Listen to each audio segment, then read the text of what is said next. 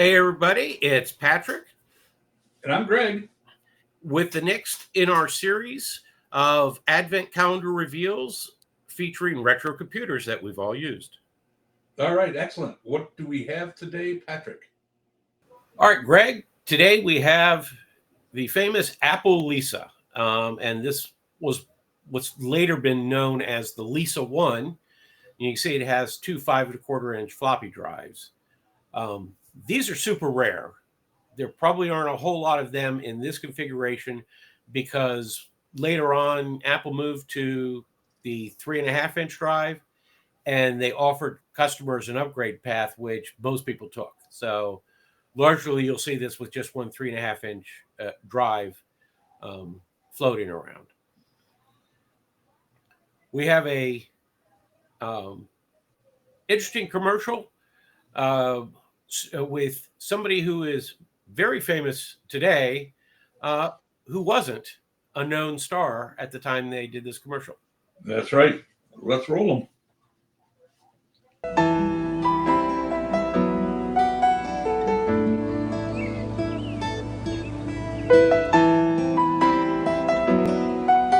The way some business people spend their time has very little to do with a clock.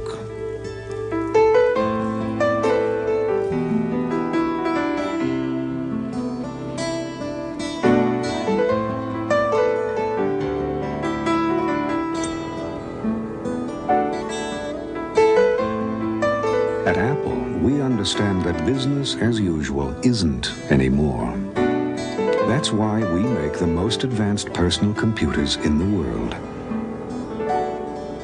And why soon there'll be just two kinds of people. Hi. Those who use computers Yeah, I'll be home for breakfast. and those who use apples. When Apple invented the personal computer, we were all alone in the world. But soon it seemed that everybody was trying to build a better Apple. Well, somebody finally did. Lisa from Apple. So advanced it puts us right back where we started. Alone again. Soon there'll be just two kinds of people. Those who use computers and those who use apples. It's interesting to see our favorite Yellowstone star Yeah, well, he's not part of it anymore. pitching computers. Yeah, that was very interesting. When I first started gathering up the information to do these videos, and I saw those commercials, I went to the IMDb and looked up Kevin Costner. So at this time, he had about 4 or 5 movies that he had credit in. The biggest movie that I had recognized at that time was The Big Chill. And then I thought, well, wait a minute. I don't remember him in The Big Chill. And then I saw they credited him as being Alex. And if you watched The Big Chill, Alex is the guy in the casket in the movie. All you see is toes or something like that. So he played the dead body. Yeah. In fact, in the movie, he was not credited with it, but the IMDb has given him credit for it. Okay. So anyway, the Apple Lisa, you've got one of these, right? I do have one of these. I talked earlier about, I had the one with the 3.5-inch floppy drive. And in fact, where you see those two drives, on the bottom, you'd have a floppy and up above a 3.5-inch, and up above it, they put a 10 meg hard drive. Whereas back when this was released, they sold a separate hard drive called a profile that was as wide as a Lisa and sat neatly on top of it. These floppy drives, the reason they got rid of them, they were a total pain. They were what you thought was a 5.25-inch disc, but you know where the hole is cut through for reading and writing the floppy?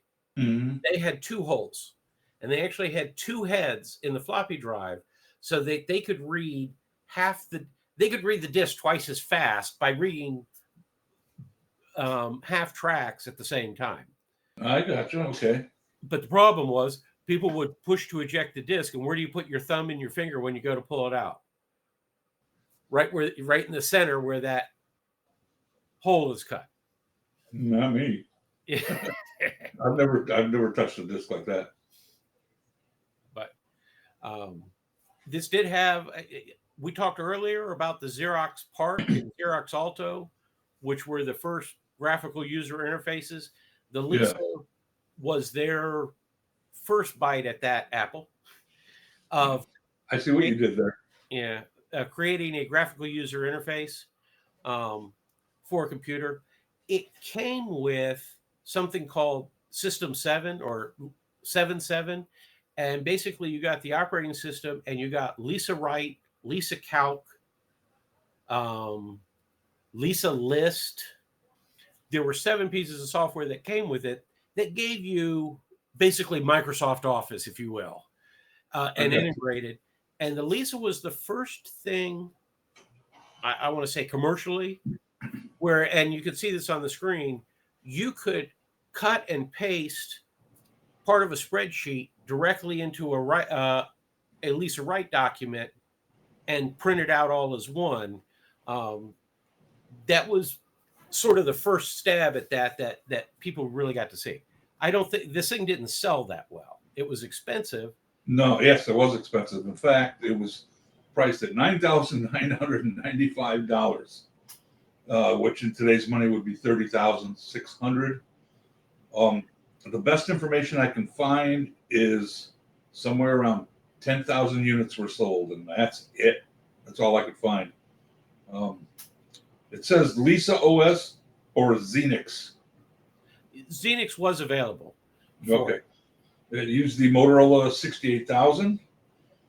I believe standard was 1 meg of RAM with a 16K boot ROM and a 12-inch display, which was even that beat the heck out of that compact, and it's probably a lot lighter. Of course, came with a keyboard and mouse, and if I remember right, that keyboard tucks right up underneath that little space there. Yeah, the keyboard is actually quite heavy.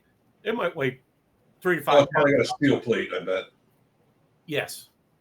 And it came with a 1-button mouse that plugged into the back.